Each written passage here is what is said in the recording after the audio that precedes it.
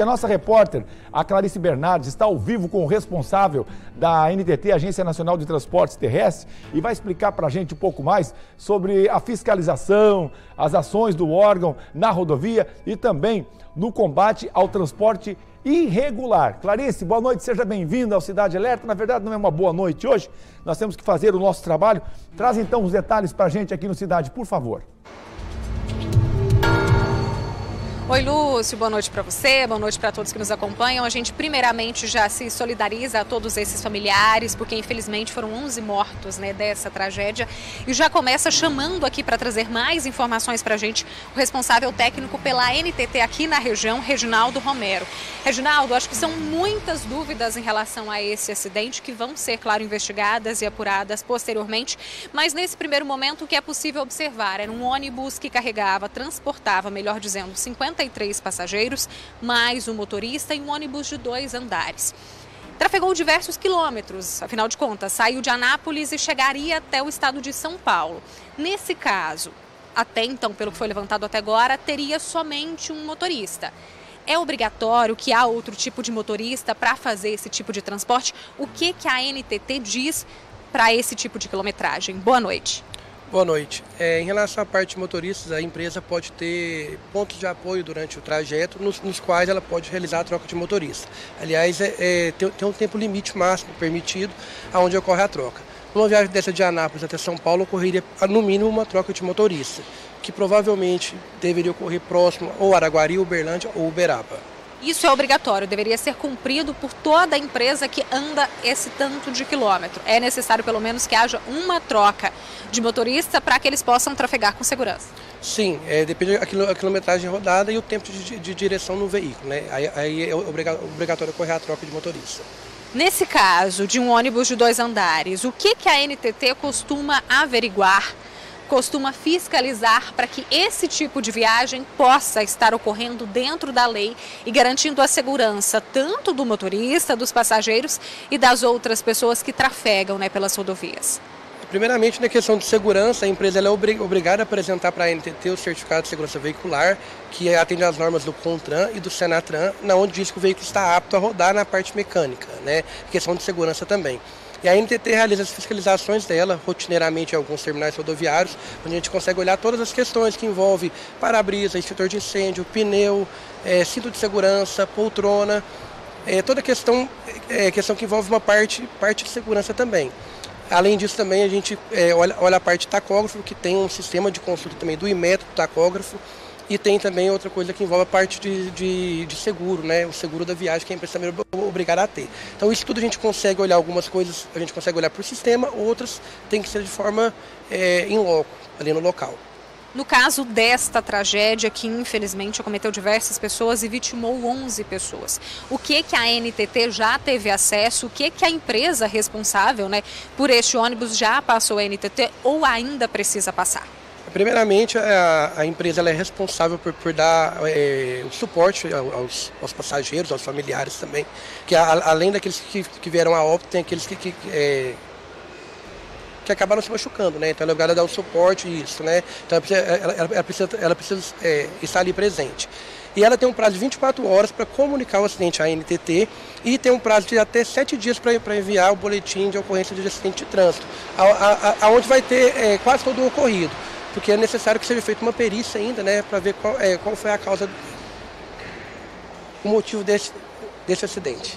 Infelizmente, uma tragédia. Muito obrigada pelas informações e pelos esclarecimentos. Lúcio, como a gente disse, a gente abre o Cidade Alerta Minas de hoje falando dessa tragédia, a gente traz essas atualizações e, claro, a gente vai continuar falando deste assunto durante todo o nosso programa. Volto contigo no estúdio e daqui a pouco a gente volta trazendo mais informações também para quem está em casa. Tá certo, Clarice, obrigado pelas suas informações aqui no Cidade. Realmente, olha só, você que está chegando agora no programa, esse é o cenário, como ficou esse ônibus e 53 passageiros ali, gente, na madrugada madrugada de hoje. Você está vendo aqui no Cidade por vários ângulos essa foto, essa imagem, aliás, feita por nossa equipe. E a gente vai conversar com o Lucas de Carvalho, que ele está ao vivo lá na delegacia de Araguari, que é a delegacia responsável por a investigação desse caso. E o Lucas vai contar para a gente aí sobre as informações, os desdobramentos desse caso, porque, é claro, já está ouvindo as pessoas, está acompanhando tudo ali para e passo e vai atualizar quem está ligado conosco agora. Boa noite, Lucas. Seja bem-vindo aqui ao Cidade. Quais são as novidades sobre o caso, hein?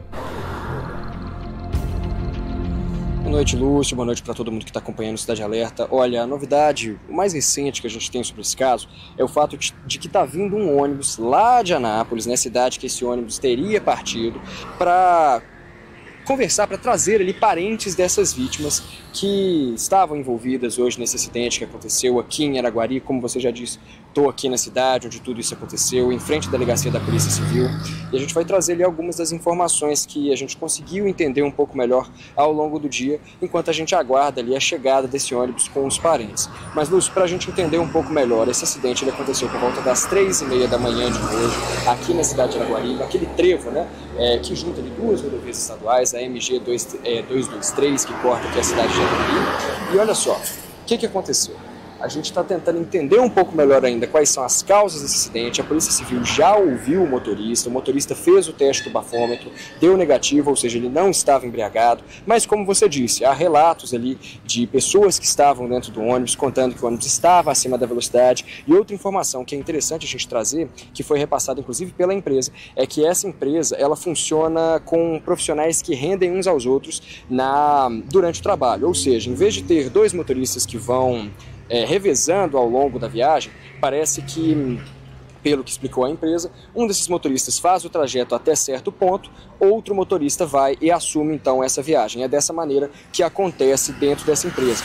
Agora, a Polícia Civil vai investigar então aonde que esse ônibus deveria ter parado, se o motorista pode ter cochilado, é uma possibilidade que a polícia vai ainda investigar, então tem muito a desenrolar desse caso ainda. Mas fato é que, infelizmente, 11 pessoas perderam a vida nessa tragédia. Dessas 11 pessoas, 2 delas crianças de 2 e 4 anos que estavam ali no ônibus. Inclusive, uma informação que chegou pra gente é que uma mãe vinha com 3 crianças nessa viagem, que pode ser a mãe dessas 2 crianças que infelizmente morreram, e que além disso uma 4ª criança estava na lista, mas não chegou a embarcar. A gente ainda vai tentar entender também qual o motivo que esse embarque não aconteceu. Agora, 54 pessoas estavam no ônibus na hora do acidente, contando com o motorista, e esse ônibus faz o trajeto interestadual, que sai da cidade de Anápolis, assim como esse ônibus que está vindo agora com os parentes, e vai até a cidade de São Paulo. O motorista, que tem 59 anos, já fazia esse trajeto há pelo menos 4 anos, conhece esse trajeto, já estava acostumado com essa rota e teria falado ali sobre essa questão de um possível carro que teria ofuscado a visão dele. Claro que a Polícia Civil também vai investigar isso ainda.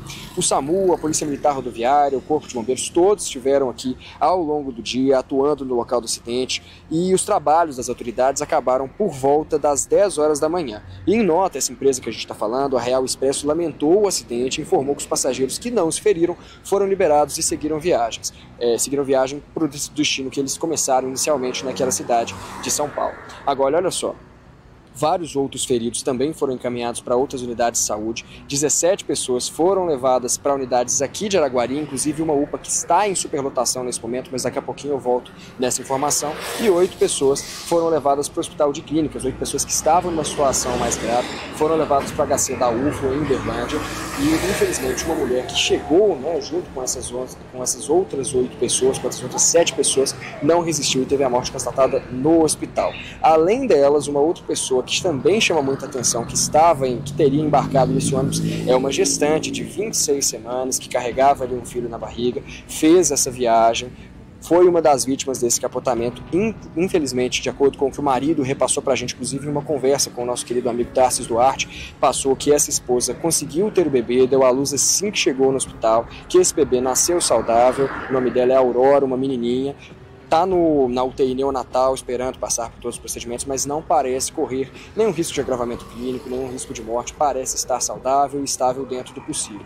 Já a mulher, ela passou por cirurgia ao longo da tarde toda, teve que fazer a amputação de um braço por causa da gravidade dos ferimentos, e a gente aguarda ali para saber também qual que é o estado de saúde dela nesse momento. O fato é que a gente vai continuar acompanhando esse caso, viu? Volto com você, Lúcio. Obrigado, Lucas, pelas informações.